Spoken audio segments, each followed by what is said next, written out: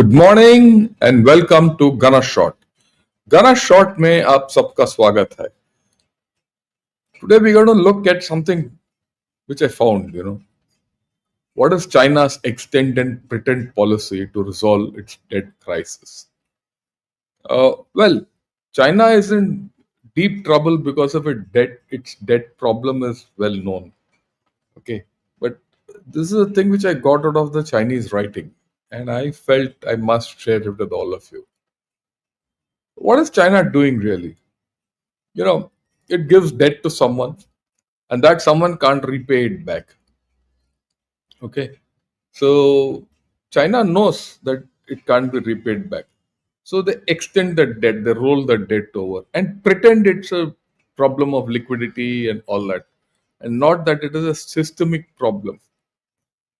Then they do it again, and then they do it again, and then they do it again. That's what they're doing with Pakistan. That's what they're doing with most of their BRI projects. And that's what they're doing internally for most of their property projects or property related projects.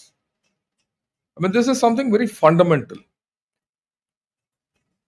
I think the time has come when they can't afford to do it anymore. And that's the first indications of this story coming.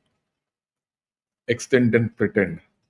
You extend it and pretend that there's no problem.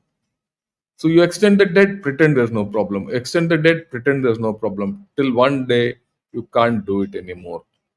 I think that one day has come. That's what my reading tells me. And this is, I'm not talking of external debt. I'm not talking of the internal debt which is lying in China. Now, if they wake up to this, they have an option of doing something. If they don't wake up to this in a hurry, you'll see more pain coming. Why am I telling you this? Everyone says China can't collapse. I agree, China can't collapse. What do you do with 1.4 billion people? They can't vanish. Whether it's 1.3, 1.2, 1.1 billion people is a big figure. They can't vanish. So they'll be there. They're not going to collapse completely. There is infrastructure. There is everything. A lot of things are going there in China that it can't collapse overnight. But, well, just think of it this way. 3 years back, just 3 years back, no one spoke of the demographic crisis. Today, everyone is speaking of it. 5 years back, when I first spoke of this property problem, all that, and the property crisis is looming, people said, don't be silly, nothing. It's just a correction. So it's not a collapse. But now everyone says the property sector in China has collapsed. Now people said, no, it will collapse, it will come back again. Now that also no one is speaking. The same thing with demographic crisis. People said, no, this will happen in 2030. Even then, you'll have a birth rate of 1.7. Replacement rate 1.7. Oh, don't worry. But now it's suddenly the floor is shifted off. Same thing with debt. And this is connected immensely with consumption. Where is this debt manifesting? It's in consumption wars. Right?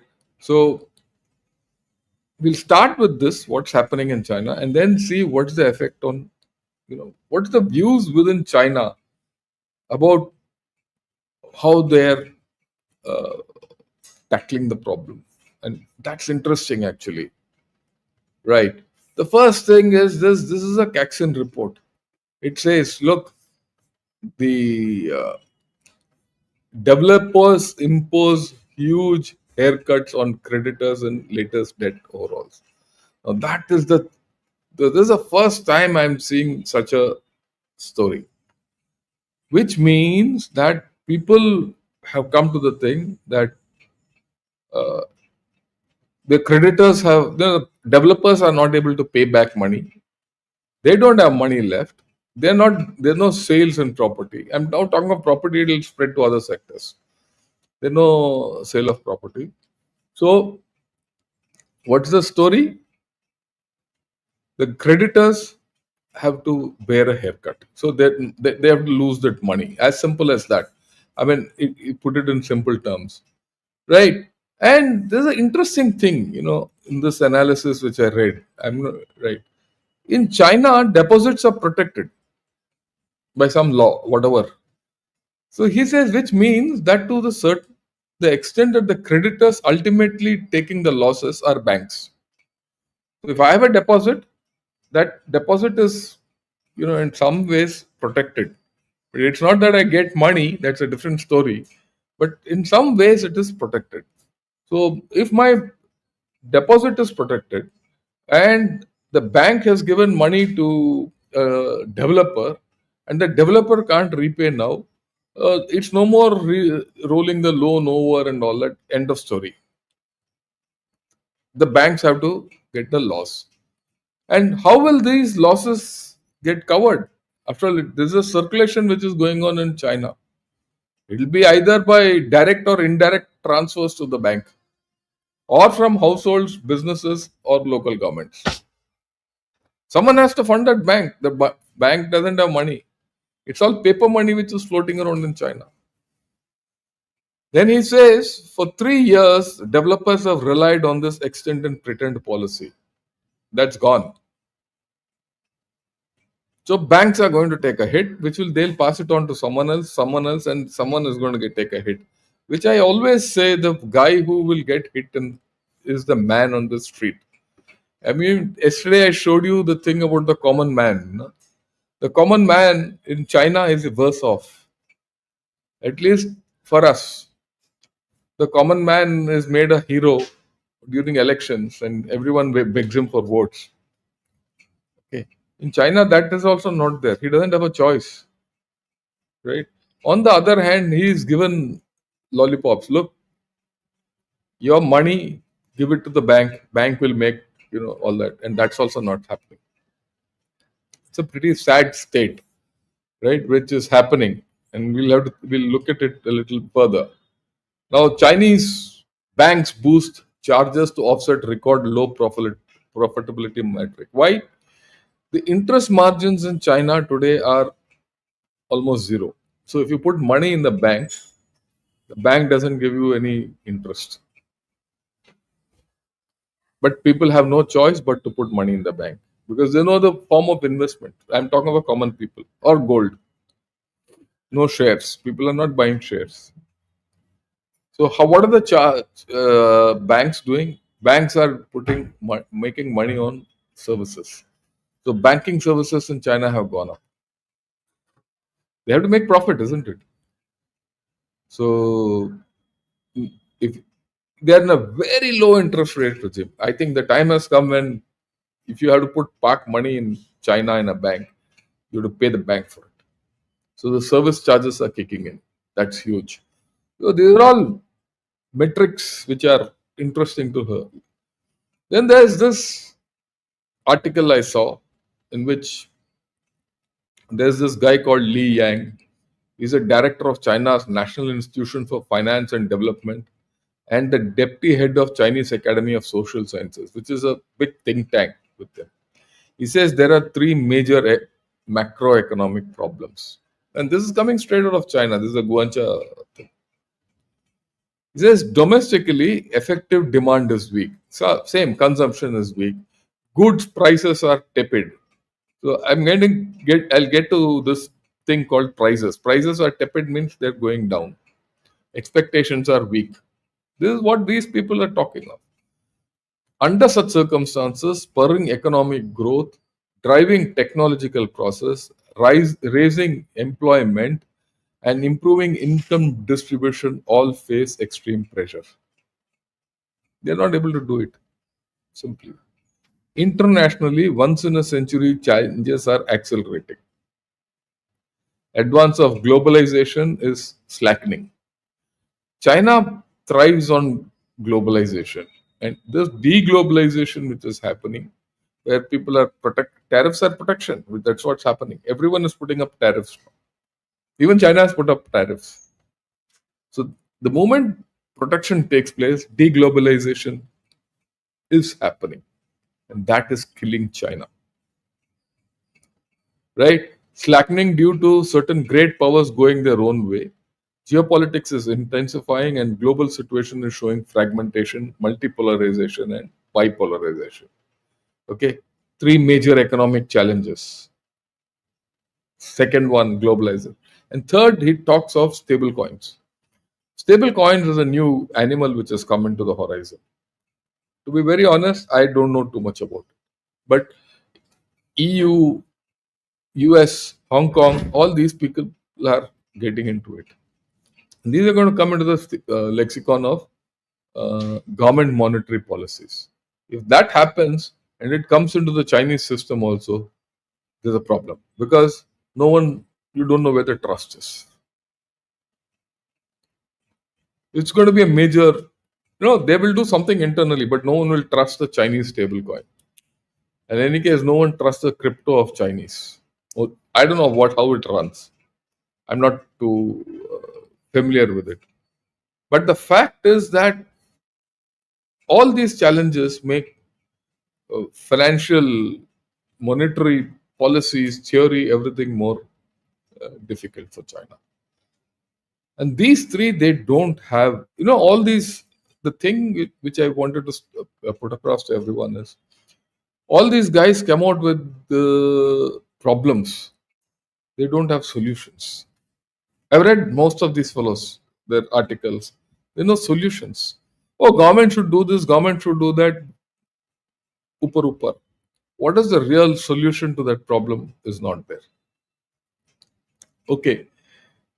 Now, this is again a very interesting article, not for the content.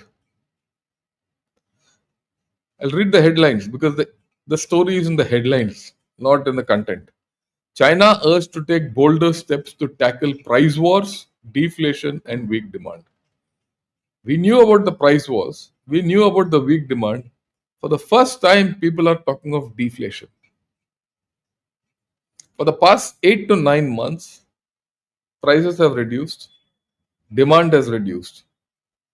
There's no inflation. You need inflation for your economy to grow. There's deflation. Again, typical of China. Last year, when I spoke of China, I had a lot of trolls. Deflation when in Chinese related videos. A lot of trolls used to come and make fun. These days, even they don't come. Very funny. Even the Chinese trolls are missing. And when I checked, why is my subscription not going? It's coming down. Someone told me, look, a lot of trolls and bots are being taken off. Possible. Okay, possible. I don't know, but right. So this word deflation has come into headlines in China, which was not there earlier. So debt, deflation, weak consumption, these are the headlines which are coming up today. No one spoke of deflation. Look, others could have spoken of deflation, not within China, not in Chinese media. That's coming up now. It's coming up recurrently. Okay. Now there's this guy Michael Pettis, who I think who's an economics professor who understands Chinese economy better than most.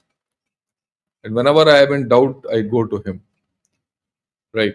There's a Caxin article on, it says in depth key challenges of China's next 5-year plan.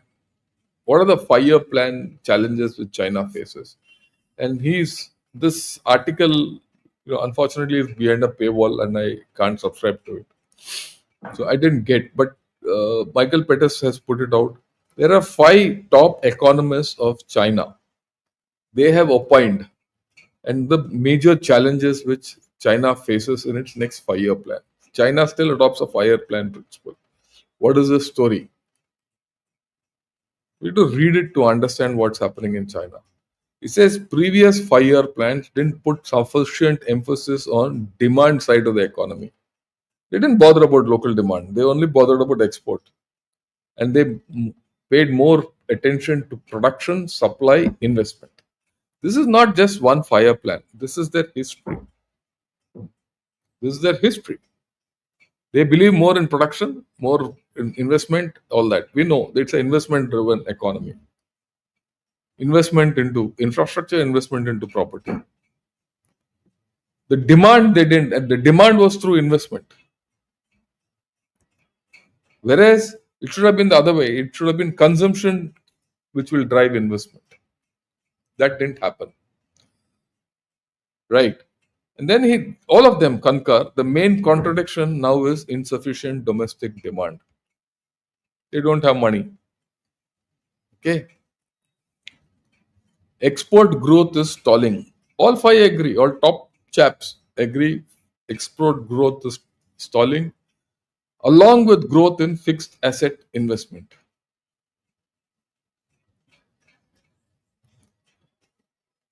Both. Okay. Now, what is this problem? Why isn't demand picking up in China? Then what are the symptoms?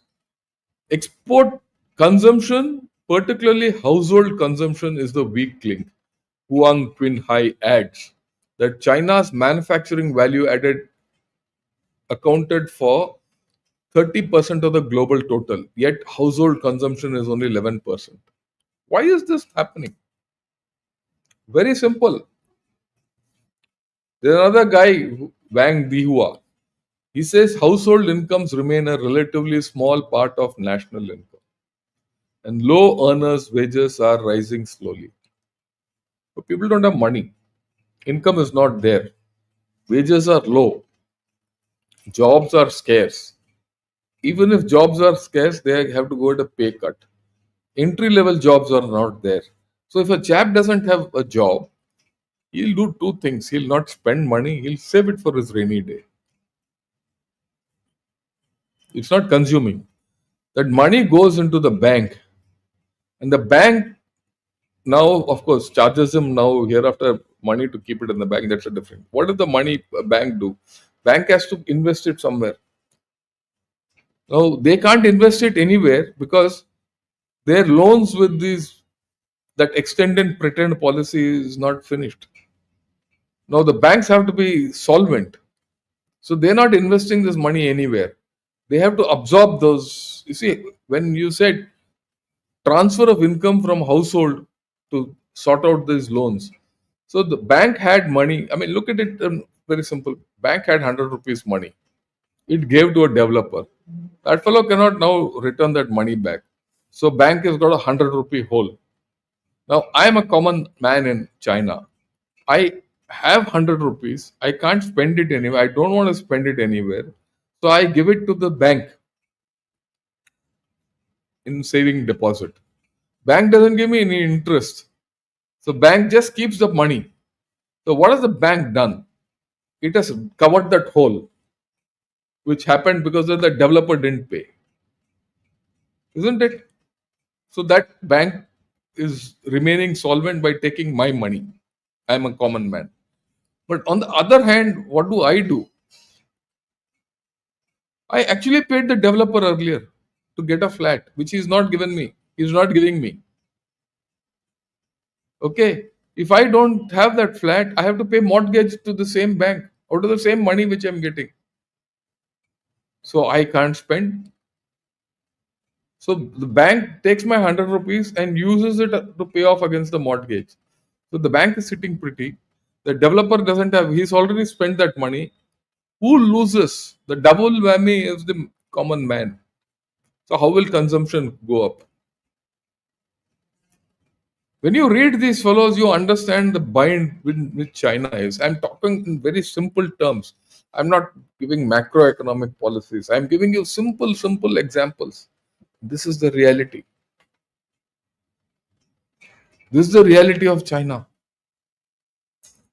Okay. Yeah. Household income remains a small part of national income. Low earners' wages are rising slowly. That is nothing. None of this is specially new. That's the important thing. But what's relatively new is that now there is an overwhelming consensus. Everyone knew it. That's what Michael Peters says. Everyone knew it, but everyone is now agreeing to the fact this is the problem. But like I said, there's no solution to this. No one is giving a solution to this. They can't give a solution. Why? Boosting household share of GDP to resolve weak domestic demand will be a very difficult proposition politically. Which means the government has to put money in the hands of the people. That's what US did. They put money in the hands of the people and created jobs for them. I'm going back to 1934. They said spend and do job, whatever job. That job could be, the Keynesian way of doing things. You dig a ditch, you get 10 rupees. So you get 10 rupees, you live, whatever, and you revive the economy that way. Is China prepared to do that? It's not done it. Why? If tomorrow the Chinese people get money in their hands, they might do one of the two things. One, because they are already in debt. If the Chinese government gives them money, they might take that money and square their debts up. End of story. The consumption will not happen. So that's one of the first thing they have a problem. So the money comes one way, goes the other way into the bank or repay loans. So it'll end up that China will start the financial hole in China will shift from banks, developers, and all to the central government or the local governments, which are already in a hole there. The second thing, the guy goes, takes this money, spends, the economy comes up, and he gets a good job, and he's okay and starts getting up. That happens, politically he becomes a problem. Why did this whole story start? The whole story started because as people started becoming rich, they started disregarding the Communist Party. This is the mandate given to Z 10 years back. Middle income, country, all that. If they do that and this becomes a rich country, CCP will go. The relevance of the Communist Party will vanish. There will be a new party which will come up. Politically, it's not feasible.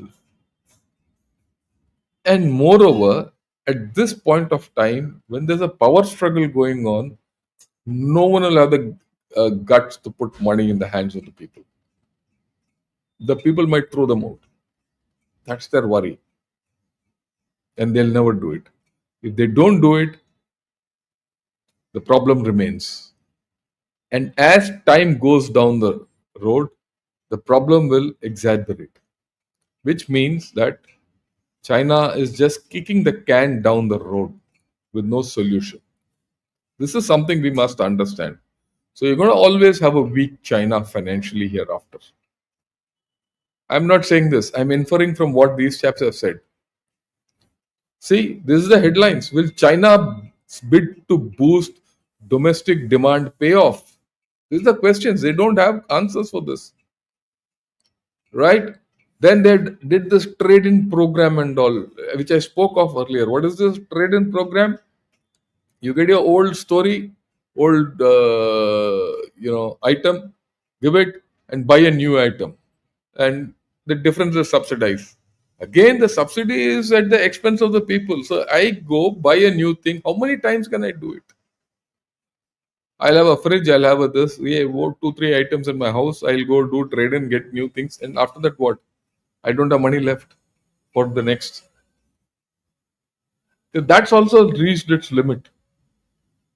Okay, trade-in, bro, it's got very little, right? What's actually happening is that trade-ins is boosting foreign goods sales. That's the interesting part in China. There's an oversupply of solar panels. First it was EVs, now solar panels. Now China says, "Oh, we will tackle this oversupply," but it was China which encouraged this oversupply. Xi Jinping, new productive forces, new technology, all that. Even yesterday in the BRICS meeting, that Li Qiang went and said, "No, no, China will do new productive forces." No one's interested in that now because it's killing them. I will not take Chinese solars. Everyone will look. Everyone will take some, but beyond the point, if they take their own internal thing, will get wrecked. It started with EVs, now solars. Now the next will be lithium-ion batteries. I mean, I said yesterday, India has gone to Argentina, Ghana, Namibia, and all for what? Minerals. You get lithium from Argentina, you make your own lithium-ion batteries. You get technology, buy technology, give it to the private chap. He'll get technology from wherever he has to. He's got the raw material, he's got the thing, he'll make batteries and give it. So, same thing will happen for solar panels, same thing will happen for others. And then now the trade deal has also kicked in. Okay. Today, China, if you see the list of countries where Trump has said there will be about 12 countries, tariffs will be there. Even on Bangladesh, there's 35% tariff. Why on Bangladesh? Because Bangladesh imports a lot of goods from China and remakes it and gives it to USA. Same thing on Cambodia, Malaysia, Indonesia, all these countries which depend on primary goods from China are now at high tariff rates. They've said, we don't want to deal with you. Thank you. So who it's going to hit? Now China has said it has warned countries not to sign US trade deals at its expense. But they have no choice. They have no choice. But look at it. Vietnam has already done it. Vietnam has said, okay, we'll say whatever is the trade deal between Vietnam and USA is 20% tariff. But that's for goods which are manufactured in Vietnam. But if they're sourced from China, it's 40%. It's 40%. This is it. There's a nice New York Times article, which all of us must know about this tariff business. Says Trump wants the world to squeeze out China. He's starting with Vietnam. So the tariff war is not going China's way. I'm not for one moment saying that it's going US way. US will get hit. I'm not bothered. It's good for us. But China is the issue. See the whole explanation. We'll go through it, and I'll explain it to you also. Vietnamese exports to US will face 20% tariff. Okay, it is less than what Trump had threatened, but they have reached a deal, and Vietnam has accepted it. But the deal would be a 40% tariff on any exports from Vietnam classified as transshipment. So if it comes from China, transship, right? Or goods that originated in other country and were merely passing through Vietnam. So the Chinese route through Vietnam means 40% tariff. Now what will China do? China will it threaten Vietnam? It can't. Because and whatever Vietnam has done, it's in its interests. On one side, Trump is also threatening everyone with tariffs. If you don't follow my thing, you will have tariffs. This chap is also saying, if you go with USA, I will, come down heavily on you. Every country will now say, to hell with you, I'll do what I want. The moment that happens, China is at risk, like it has happened with USA. How much Chinese inputs will be allowed in Vietnamese exports and how they will be enforced is a question. But I'm sure something will come out of it. And it says a lot of small Chinese guys come to Vietnam just to relabel their products before they are exported to US. See the problems which are happening. Southeast Asia is struggling to beat back the torrent of goods from China that are putting domestic companies out of business. In recent years, with the Chinese economy threatened by a real estate crisis, the government has heavily subsidized factories, leading to a surge in Chinese exports around the world. So this struggle is going on. At some point of time, all these Southeast Asian countries will say thank you. And now with that, whatever Trump has said, they will all have to fall in line. And it's going to hit not only these countries, it will hit China. Ultimately, the root is China. Okay? Right. Now, again, they're doing financial hocus pocus. China is now trying to do a 30 trillion yuan debt swap. Debt swap is all hocus pocus. It is revolving money. This is what they're trying because they can do nothing else. That's the problem. Housing market to stay polarized in 2025. This is all you see. Why I go to Ikai and Kexen, these are their economic portals. In Zenua and all, you don't get. It isn't this. And it's largely internal, mind you, to tell people where they stand. And they have to put it out because they've taken money from foreigners. This FDI. The chap who's put money will say, I want transparency. Otherwise, why should he put money? So they've, to a large extent, China has been forced to come out with these details.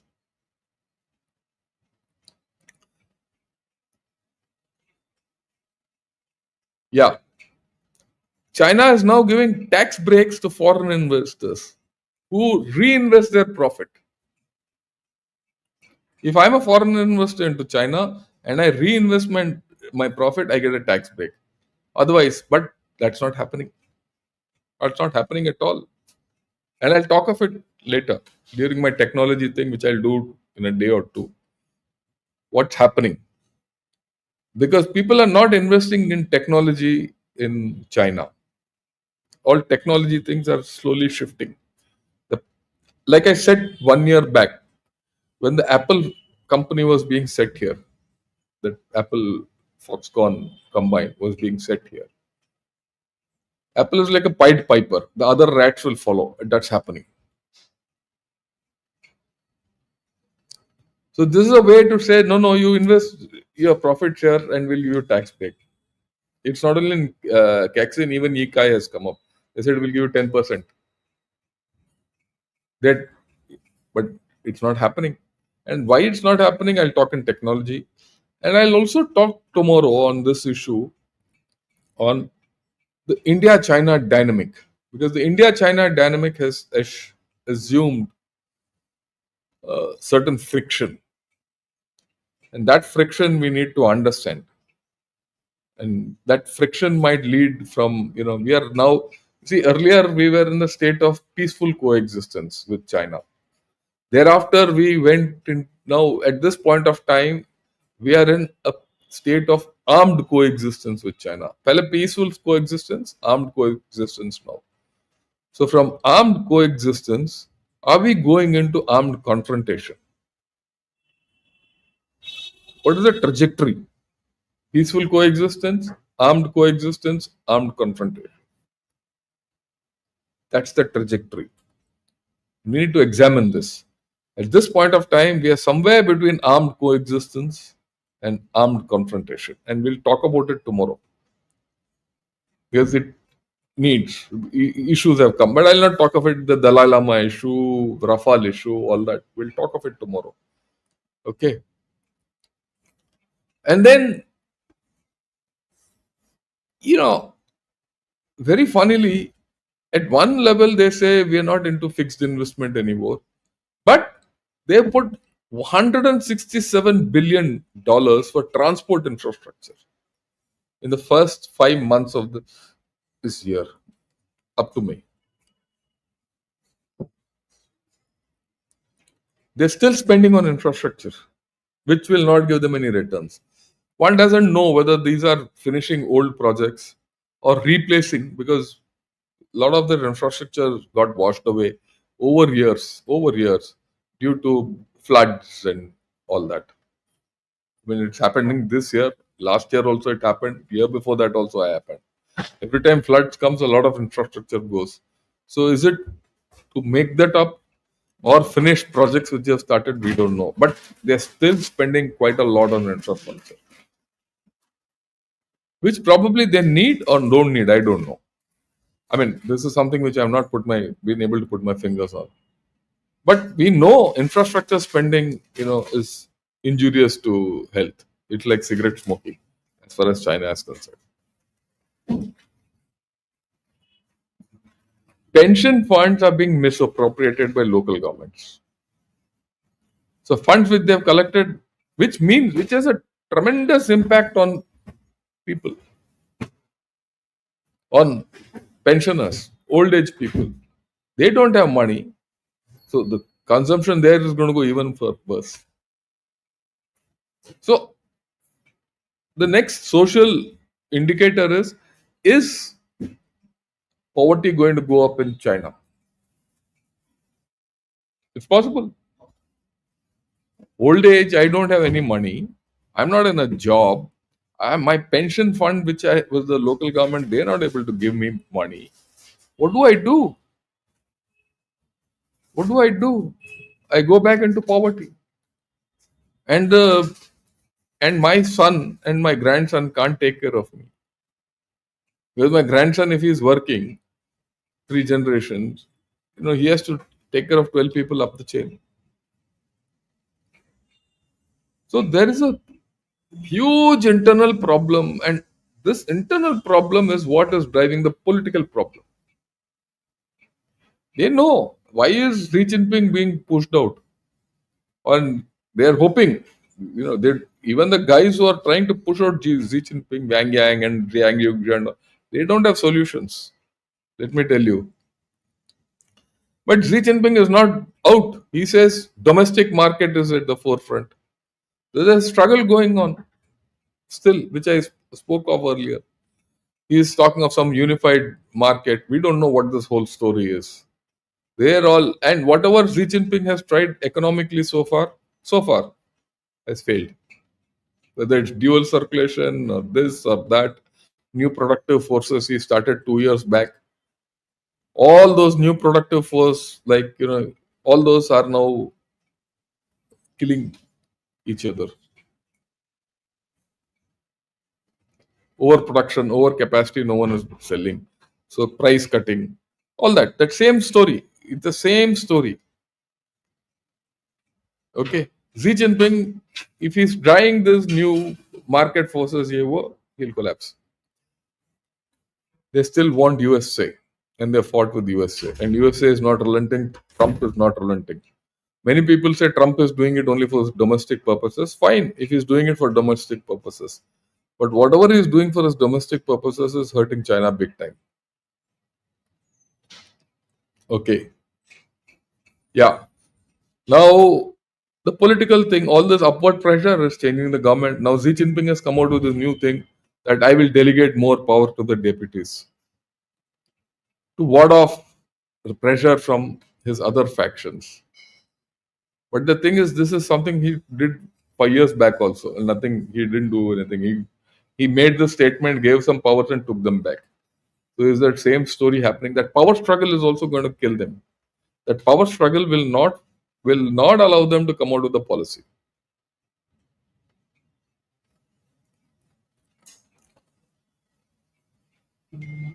Foxconn Chinese employees have been evacuated from India.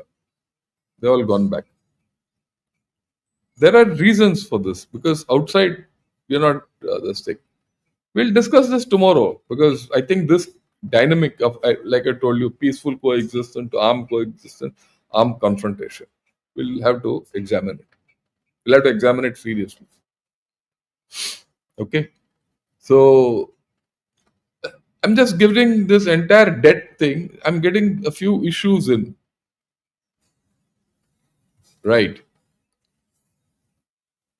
And the crowd is not quiet. It's taking, aim at China. As we discussed the Quad 4 days back, the business of East China Sea, South China Sea, pointed references to China, and India is part of that story. Critical minerals, all this is hitting China.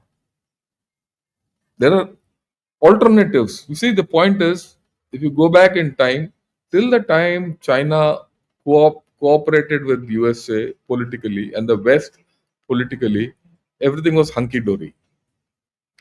Ever since that has, Xi Jinping came with this thing that China centric world order, all that, and he's built his military to whatever it is, and he's built his power base to whatever it is, and his BRI has given him geopolitical influence, no doubt about it. So now USA is very clear. It's countering all this. The moment it is countering all this, China has no answers. And that it has lost capacity to spread its production outside. Wind back, regress back. So there's a regression happening because of all this. And after all this, such things come out in the Western media about transplants in Xinjiang, Uyghur organ harvesting and all that. We don't know whether it's right or wrong, but it's there. So if you think there is only China can play this game of info war, no, USA is as good. In fact, it's even worse as far as I'm concerned, because it controls the global media, right? So all this is happening in China, and I mean, we have to understand this. Why I'm speaking of this is the internal economy of China is going down faster than we imagine or we can imagine, right? Where will it lead to? Will it lead to an externalization? If it does, will it be India? That we'll discuss tomorrow. And how will it come? What's the threat now from China? Why should I read about their debt? From these internal things, their internal political dimensions, their economic dimensions, their geopolitical equations tells us what they can do against us. And we'll discuss that tomorrow. And after that, I'll take up technology, those 12 technologies which I felt, are changing the military world and also the civil world, right? So we'll discuss that day after. But tomorrow, India, China. Thank you for all for attending today. Grateful. If you like this video, do subscribe to Ghana Shot and also press the like button. I'll be grateful to you. Like I always say, what I put across to you is not my view, right? Or this is all reference material. It's authentic. I keep telling this again and again, because here I'm not in a race to compete with other channels. I'm not in a race to give you masala. I would like more viewership, but it is not at the cost of diluting what reality is, what realistic analysis is. Okay, it has to be authentic. And I do thank all of you who have joined me today in the discussion.